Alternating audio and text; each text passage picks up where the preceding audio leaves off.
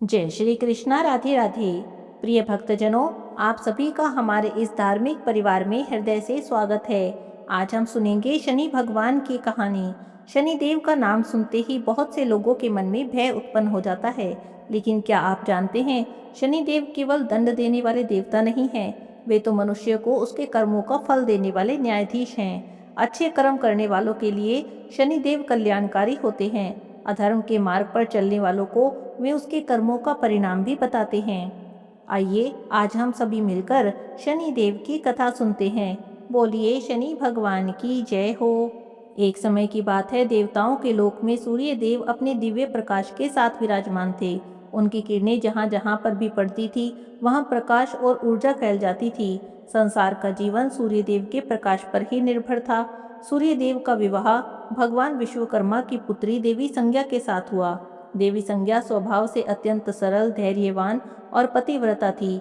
वे सूर्य देव का सम्मान करती थी और अपने पति की सेवा में कोई कमी नहीं रखती थी। लेकिन उनके जीवन में एक ऐसी समस्या थी जिसे वे चाहकर भी किसी से नहीं कह पाती थी, और वह समस्या थी सूर्य देव का प्रचंड तेज। सूर्य देव की दिव्य आभा इतनी तीव्र थी कि सामान्य प्राणी की तो बात ही क्या करें, स्वयं संज्ञा देवी के लिए भी उसे लगातार सहन करना कठिन हो रहा था। शुरुआत में तो संज्ञा देवी ने सोचा कि धीरे धीरे उन्हें इसकी आदत हो जाएगी, लेकिन दिन बीतते रहे और परेशानी बढ़ती ही गई। कई बार तो वे सूर्यदेव के सामने बैठी होती, लेकिन उनका शरीर उस तेज के कारण व्याकुल हो जाता। एक दिन सूर्यदेव ने उनकी परेशानी देखी और बड़े प्रेम से पूछा, देवी, आजकल तुम्हारा मन इतना उदास क्यों रहता है? तुम्हारे चेहरे पर पहले जैसी प्रसन्नता ही नहीं दिखाई देती। क्या बात है जो तुम्हें भीतर से परेशान कर रही है? अब संज्ञा देवी अपने पति से क्या कहती? वे उन्हें दुखी भी नहीं करना चाहती थी, तो बात टालते हुए कहने लगी, स्वामी, ऐसी कोई विशेष बात नहीं है, मैं बिल्कुल ठीक हूँ। लेकिन वे ठीक नहीं थी। समय बीतता गया और संज्ञा देवी ने 3 संतानों को जन्म दिया। वैवस्वत, मनु, यमराज जी और यमुना देवी। बच्चों के जन्म से संज्ञा देवी का जीवन प्रेम से भर गया था, लेकिन सूर्य देव का तेज उनके लिए अब भी उतना ही कठिन प्रतीत होता था।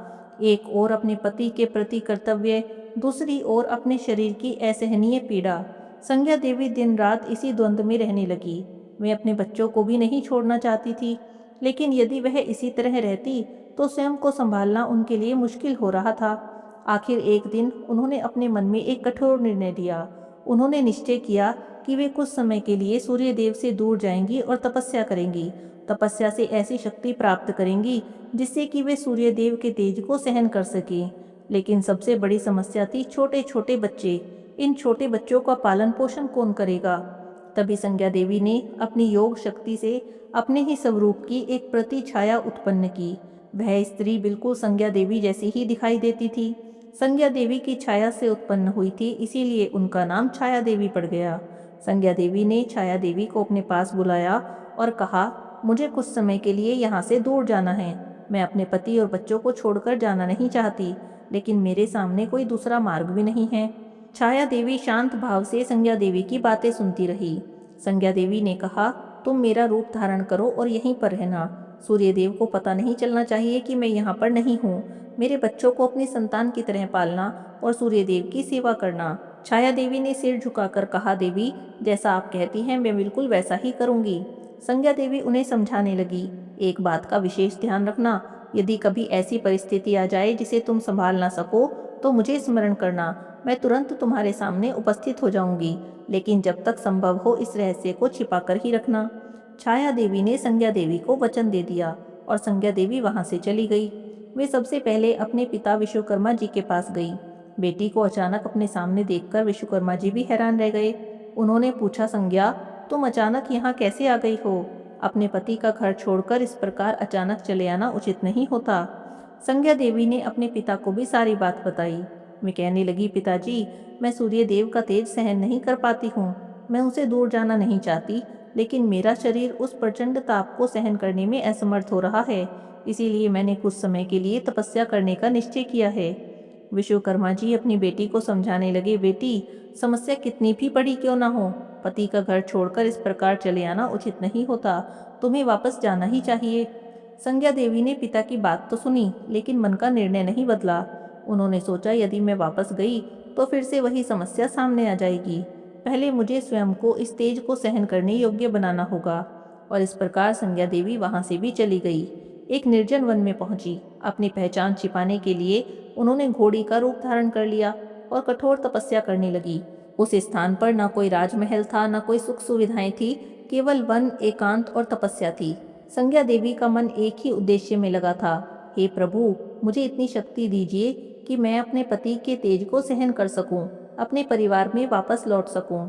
इधर सूर्यलोक में किसी को भी संज्ञा देवी के चले जाने की कोई खबर नहीं थी। छाया देवी ने संज्ञा देवी का स्थान इतनी कुशलता से संभाल लिया था कि सूर्य देव को भी कोई संदेह नहीं हुआ।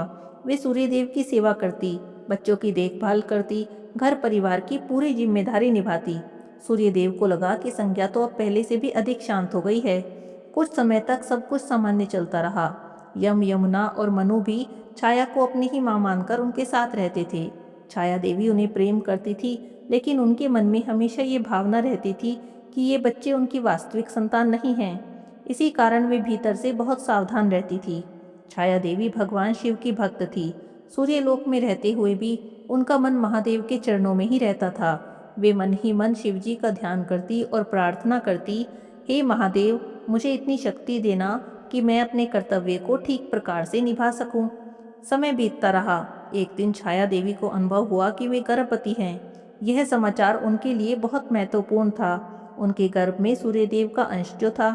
छाया देवी ने उसी समय निश्चय किया कि वे अपने होने वाले बच्चे के लिए भगवान शिव की विशेष आराधना करेंगी। उन्होंने कठोर तपस्या आरंभ कर दी। गर्भावस्था के दौरान उनका व्रत और साधना चलती रही। वे प्रातःकाल उठती, भगवान शिव का स्मरण करती, लंबे समय तक ध्यान में बैठती। सूर्यदेव की प्रचंड किरणें उनके शरीर पर पड़ती, लेकिन छाया देवी अपनी साधना से पीछे नहीं हटती। दिन गुजरते रहे। कहा जाता है कि उनके तप और सूर्यदेव के अत्यधिक तेज का प्रभाव उनके गर्भ में पल रहे बालक पर पड़ गया और उस बालक का वर्ण धीरे धीरे श्याम होने लगा। लेकिन छाया देवी को इस बात की कोई चिंता नहीं थी। उनके लिए महत्वपूर्ण था कि उनका बच्चा सुरक्षित रहे और भगवान शिव की कृपा उसे प्राप्त हो। फिर वह शुभ समय भी आया जब छाया देवी ने एक पुत्र को जन्म दिया। उस बालक का शरीर श्याम वर्ण का था, लेकिन उसका स्वरूप साधारण नहीं था। उसके चेहरे पर जन्म से ही गंभीरता थी, आंखों में अद्भुत तेज था। सूर्यदेव को जब पुत्र जन्म का समाचार मिला तो बहुत प्रसन्न हुए और अपने पुत्र को देखने के लिए वहां पर गए। लेकिन जैसे ही उनकी नज़र बालक पर पड़ी, उनकी प्रसन्नता अचानक से आश्चर्य में बदल गई। उन्होंने बालक को देखा और फिर छाया देवी को देखा। कुछ क्षण तक मौन खड़े रहे। उनके मन में प्रश्न उठा, यह बालक इतना श्याम वर्ण क्यों है? सूर्यदेव के मन में संदेह ने जन्म लिया। उन्होंने छाया देवी से पूछा, इस बालक का रंग ऐसा क्यों है? छाया देवी ने बड़े शांत स्वर में उत्तर दिया, स्वामी, गर्भावस्था के दौरान मैंने भगवान शिव की कठोर आराधना की है। लंबे समय तक व्रत और तप करती रही। संभव है मेरी साधना और आपके तेज के प्रभाव से बालक का वर्ण श्याम हुआ हो। लेकिन सूर्यदेव के मन का संदेह दूर नहीं हुआ। उनके भीतर क्रोध बढ़ने लगा। उन्होंने छाया देवी की बातों पर विश्वास ही नहीं किया और दोषारोपण करने लगे। इस दोषारोपण ने छाया देवी के हृदय को भीतर तक तोड़ दिया था। छाया देवी हाथ जोड़कर बोली, स्वामी, आप ऐसा मत कहिए। मैंने आपके साथ छल नहीं किया।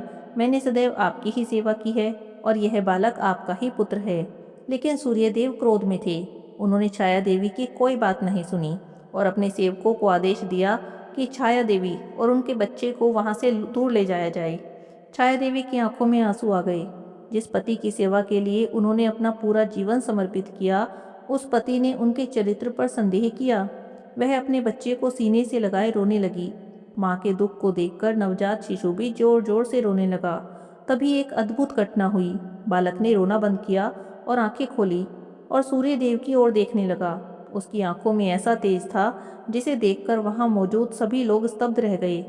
अचानक उस बालक की दृष्टि का प्रभाव सूर्यदेव पर पड़ा। सूर्यदेव का तेज मंद होने लगा और स्वर्णिम शरीर धीरे धीरे काला पड़ने लगा। किरणें कमजोर हो गई। आकाश में सूरज का रथ रुक गया। घोड़े आगे ही नहीं बढ़ पा रहे थे। दिन होते हुए भी चारों दिशाओं में अंधकार फैल गया। देवताओं में चिंता फैल गई और पृथ्वी पर रहने वाले जीव जंतु भी भयभीत हो गए थे। सूर्यदेव बहुत पीड़ा में थे। तभी उन्हें अपनी भूल समझ आई। उन्होंने मन में विचार किया, जिस बालक को मैंने बिना सत्य जाने अपमानित किया, वह निश्चित रूप से कोई असाधारण बालक है। सूर्यदेव को अपनी कठोरता पर पश्चाताप होने लगा। तभी उन्होंने भगवान शिव को पुकारा, हे महादेव, मेरी रक्षा करो, मुझसे बहुत बड़ा अपराध हुआ है। मैंने बिना सत्य जाने अपनी पत्नी और पुत्र पर संदेह किया है, मुझे क्षमा कर दीजिए। सूर्यदेव की पुकार सुनकर भगवान शिव वहां प्रकट हुए। उनके प्रकट होते ही दिव्य प्रकाश फैल गया। भगवान शिव के दर्शन होते ही छाया देवी ने अपने पुत्र को गोद में लेकर उन्हें प्रणाम किया। सूर्यदेव भी हाथ जोड़े खड़े थे। भगवान शिव ने अपनी दिव्य दृष्टि से पूरी घटना को जाना। सूर्यदेव की ओर देखकर गंभीर स्वर में बोले, सूर्यदेव, तुम्हारा तेज तुम्हारी शक्ति है, लेकिन क्रोध और अहंकार तुम्हारी कमजोरी बन गए हैं। तुमने बिना सत्य जाने अपने पत्नी के चरित्र पर संदेह किया। इससे बड़ा अन्याय और क्या हो सकता है। सूर्यदेव वहां पर सिर झुकाकर खड़े थे। भगवान शिव बोले, ये बालक तुम्हारा ही पुत्र है। इसके श्याम वर्ण में कोई दोष नहीं। इसकी माता ने गर्भावस्था में कठोर तपस्या की। तुम्हारे तेज और उसकी साधना के प्रभाव से यह बालक असाधारण शक्ति लेकर जन्मा है।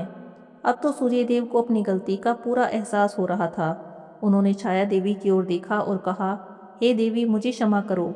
मैंने क्रोध में आकर तुम्हारे साथ बहुत अन्याय किया है। तुम निर्दोष हो और यह बालक मेरा पुत्र है। सूर्यदेव ने भगवान शिव से प्रार्थना की, हे महादेव, मेरी भूल को क्षमा करें और मेरा तेज वापस लौटा दें। भगवान शिव ने उन्हें आशीर्वाद दिया। देखते ही देखते सूर्यदेव का तेज वापस आने लगा। उनकी काली पड़ चुकी देह फिर से स्वर्णिम आभा से चमकने लगी। अंधकार दूर हुआ और आकाश फिर से प्रकाशमान हो गया। सूर्यदेव का रथ भी पुनः गति करने लगा। संपूर्ण सृष्टि ने राहत की सांस ली। इसके बाद भगवान शिव ने उस बालक को अपने समीप लिया। वह बालक शांत भाव से भगवान शिव की ओर देख रहा था। भगवान शिव ने उसके सिर पर हाथ रखा और बोले, बेटा, तुम्हारे जीवन का आरंभ ही एक परीक्षा से हुआ है। तुम्हें जन्म लेते ही अन्याय सहना पड़ा, लेकिन इसी अनुभव ने तुम्हें न्याय का अधिकारी बनाया है। तुम्हारे भीतर तपस्या की शक्ति है, तुम्हारी माता की साधना का प्रभाव है और मेरी कृपा भी तुम्हारे साथ है। इसीलिए आज से तुम संसार में कर्मों का फल देने वाले देवता के रूप में प्रतिष्ठित होगे। मनुष्य जैसा कर्म करेगा वैसा ही फल प्राप्त करेगा। जो धर्म और सत्य के मार्ग पर चलेगा उसके लिए तुम्हारा न्याय कल्याणकारी होगा। जो अधर्म करेगा उसे उसके कर्मों का परिणाम भोगना ही होगा। भगवान शिव ने कहा, तुम सूर्यदेव के पुत्र हो, इसीलिए तुम्हारा स्थान नवग्रहों में होगा और संसार तुम्हें शनिदेव के नाम से जानेगा। सप्ताह का एक दिन तुम्हारे नाम से प्रसिद्ध होगा, शनिवार। तुम्हारी दृष्टि से किसी के कर्म छिपे नहीं होंगे। भगवान शिव के ये वचन सुनकर वहां उपस्थित सभी देवताओं ने शनिदेव को प्रणाम किया। छाया देवी की आंखों में खुशी के आंसू थे। उन्होंने भगवान शिव को प्रणाम करते हुए कहा, हे प्रभु, आपकी कृपा से ही मेरे पुत्र को यह महान स्थान मिला है। सूर्यदेव ने भी भगवान शिव के चरणों में सिर झुकाकर कहा, महादेव, आज मुझे समझ आ गया कि न्याय करने से पहले सत्य को जानना आवश्यक होता है। भगवान शिव ने सूर्यदेव को और शनिदेव को आशीर्वाद दिया और अंतर्ध्यान हो गए। इसके बाद शनिदेव ने अपने कर्तव्य का पालन प्रारंभ किया। वे केवल दंड देने वाले देवता नहीं बने, कर्मों का हिसाब रखने वाले न्यायाधीश बने। उनके लिए कोई छोटा या बड़ा नहीं था। राजा हो या साधारण व्यक्ति हो, धनी हो या कोई निर्धन हो, यदि कर्म अच्छे हैं तो फल भी अच्छा होगा और यदि कर्म गलत हैं तो उसके परिणाम से बचना कठिन होगा। यही कारण है कि शनि देव को कर्मफल दाता भी कहा जाता है। समय बीतने के बाद संज्ञा देवी भी तपस्या करके वापस आई। परिवार में जब सारे रहस्य सामने आए तो बहुत सी गलतफहमियां दूर हुई। सूर्यदेव को अपनी भूल से गहरी सीख मिली। उन्होंने समझ लिया कि केवल तेज और शक्ति के कारण कोई व्यक्ति सही नहीं हो जाता। सत्य को जाने बिना लिया गया निर्णय कितना बड़ा अन्याय कर सकता है, यह उन्होंने स्वयं अनुभव किया। उन्होंने अपनी सभी संतानों के प्रति समान स्नेह रखने का संकल्प किया। शनिदेव भी पिता सूर्यदेव का सम्मान करने लगे। अपनी माता छाया की तपस्या को कभी नहीं भुलाते थे और भगवान शिव को अपना आराध्य मानकर न्याय के मार्ग पर आगे बढ़ते थे। कहा जाता है, शनिदेव की दृष्टि कठोर है लेकिन उनका न्याय निष्पक्ष है। इसीलिए शनिदेव से डरने की अपेक्षा हमें अपने कर्मों पर ध्यान करना चाहिए। यदि हमारा आचरण सत्यपूर्ण है, यदि हम किसी के साथ अन्याय नहीं करते, मेहनत करते हैं और ईमानदारी से जीवन जीते हैं, तो भयभीत होने की आवश्यकता ही नहीं है। शनिदेव की कथा से हमें बहुत बड़ी सीख भी मिलती है। किसी के बारे में बिना सत्य जाने निर्णय नहीं करना चाहिए। क्रोध में लिया गया फैसला कभी कभी जीवन भर का पछतावा भी बन सकता है। कर्म चाहे अच्छे हों या बुरे हों, उनका परिणाम किसी न किसी रूप में मनुष्य को प्राप्त होता ही है। इसीलिए यदि शनिदेव की कृपा चाहते हैं तो केवल पूजा पाठ नहीं, बल्कि कर्मों को भी शुद्ध रखना होगा। किसी गरीब को परेशान न करें, किसी कमजोर का अधिकार न छीनें, निर्दोष पर झूठा आरोप न करें और माता पिता बुजुर्गों का सम्मान करें। मेहनत से कमाएं और किसी के साथ छल न करें, क्योंकि शनिदेव के न्याय में बाहरी दिखावा नहीं, कर्मों का महत्व होता है। तो भक्तजनों, ये थी भगवान शनिदेव के जन्म और उनके न्याय के देवता बनने की अद्भुत कथा। अगर आपको ये कथा अच्छी लगी है तो वीडियो को लाइक कीजिएगा, कमेंट बॉक्स में श्रद्धा से लिखिएगा जय शनिदेव, जय शनि महाराज की। और इस पावन कथा को अपने परिवार और मित्रों के साथ साझा कीजिएगा, ताकि अधिक से अधिक लोगों को संदेश मिल सके कि जीवन में हमेशा सत्य, धर्म और अच्छे कर्मों को ही अपनाना चाहिए। ऐसी ही धार्मिक, पौराणिक और ज्ञानवर्धक कथाओं को सुनने के लिए हमारे चैनल इंस्टा भक्ति कथा को सब्सक्राइब कीजिएगा। शनिदेव महाराज सभी के जीवन में न्याय, धैर्य और सद्बुद्धि प्रदान करें। आप सभी पर भगवान शनिदेव की और महादेव की कृपा बनी रहे। इसी मंगल कामना के साथ आज की कथा का विराम करते हैं। बोलिए शनिदेव महाराज की जय हो। हर हर महादेव।